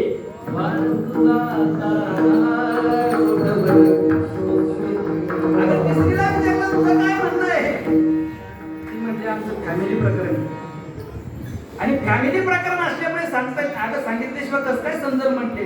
तिसरी आली धावली म्हणे ग बाई काय गेली पतीची दाढी माझी वेली गोळीची गाठवा बाई कोणाची सुनेना हाय बाई कोणाची आवरे यशोदे बाळ तुझा काना तिसरीला विचारलं तुझं काय म्हणणं म्हणजे आमच्या फॅमिली प्रकरणे सांगता आलं सांगितल्याशिवाय कसं काय समजत ते सांगितलं खायचं तेवढं खाल्लं आणि जाता जाता माझ्या नवऱ्याची माझी बेडीची दाढीची गाठ मारली आणि गाठ मारून त्यांनी काय केलं काड्याची पेटी होती तो दिवा होता या देवळीचा काढून तिकडे ठेवला काड्याची पेटी घेतली तिकडे काढून दिलाय आणि गेला निघून गेल्याच्या नंतर पाठ झाल्याच्या नंतर गवळण उठल्याच्या नंतर बेडीला झटका बसला दाढीला झटका बसल्याबरोबर त्या गवळ्याने सांगितलं अरे तुला अक्कल आहे का?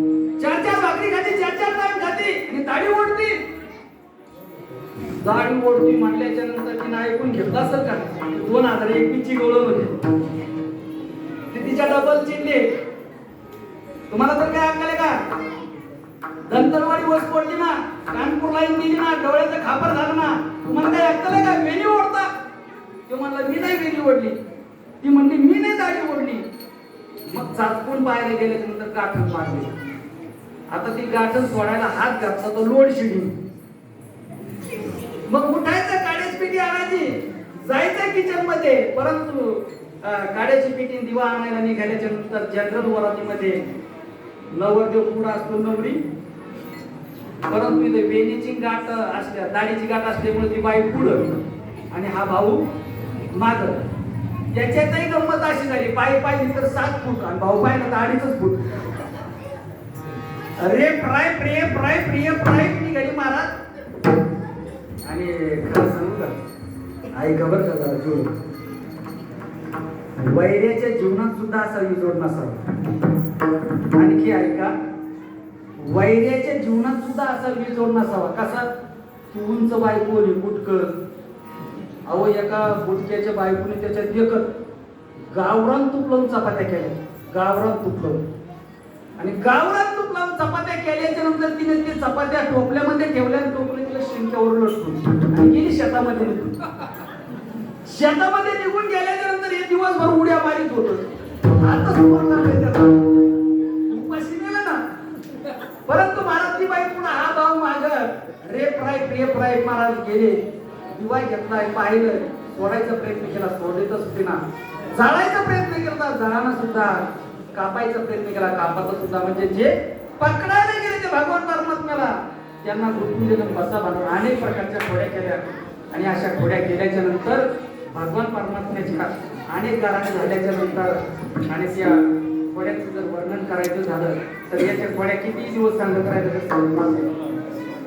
कारण त्या शिव महिना स्तोत्रामध्ये असं वर्णन केलेलं आहे पुष्पदंत कवीने पृथ्वीचा कागद केला समुद्राची शाही केली कल्पतरूची लेखणी केली आणि अंगणवाडीची मास्तरीने लिहायला बसवली तर त्याच्या तिला पूर्ण होतं का असं तर बापर नाही ना महाराज हे सगळं जरी पूर्ण केलं तर यांच्या खोड्यात तशाच राहणार आहे पुष्पदंत कवी म्हणतात अशी कधी संशात जन्म बापरे सुरतरो शाखानी पत्रमुनी लिखती यदि कृत्वा शारदा सर्वकाल तदपि तव गुणानां शपानमया महिपत्र शिंदू आहे ऐकले याच्या खोड्या सांगू किती महिपत्र अनेक प्रकारच्या खोड्या केल्या आणि खोड्या केल्याच्या नंतर अनेक खोड्या झाल्याच्या नंतर देवाने जेव्हा घरी खोडी केली तेव्हा यशोदेला पटलं की आपलं बाळ खोडकर आहे आणि मग त्याच्या हातामध्ये काठी दिली कांबळी दिली आणि गाय घेऊन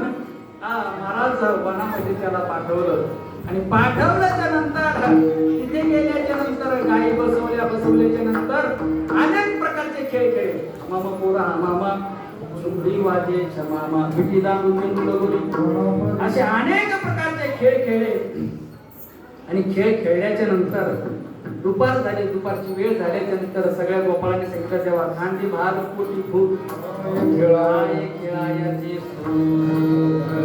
आणि मग सगळे जण एकत्र आल्याच्या नंतर देवाने सगळ्या गोपाळांना एकत्र केलं आणि देवाने सांगितलं अरे माझी आई तशी पाहिजे नाही जशी माझी शिदोरी असेल कारण देवा तुझी घोंगडी कशी आहे चांगली आहे आमची सगळी 9 ठिकाणी फाटलेली आहे तुझी घोंगडी कशी चांगली आहे तुझ्यासारखं आम्हाला होणार नाही तुझ्यामध्ये सामील करून घे आणि काला देवाने सगळ्यांना एकत्र केलं आणि एकत्र बसून तो काला एकत्र केला आणि सगळ्यांच्या मुखामध्ये स्वतः भगवान परमात्म्याने तो काला त्या गोपाळांच्या मुखामध्ये भरवला त्याचं वर्णन भागवतामध्ये केलेलं आहे ते व्रतवेणून जठाला पडावे शृंग विक्रीचे घरचे वामी पाणव प्राणी गेले तू देशांमध्ये सोपरी सुर हा संयमणार स्वर्गीय लोके विषयी भूबाल केली कुंडली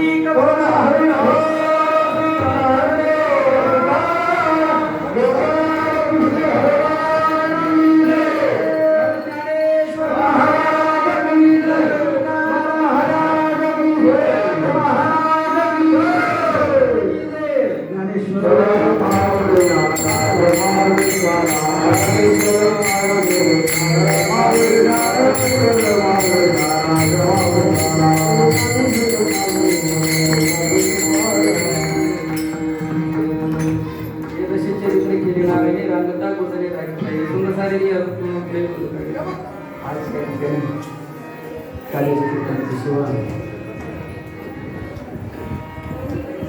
काकड आरती समाप्तीनिमित्त आमचे परमश्री परमादरणीय वामन भाऊ असतील सरपंच आपले यांनी मला पाचारण केलं.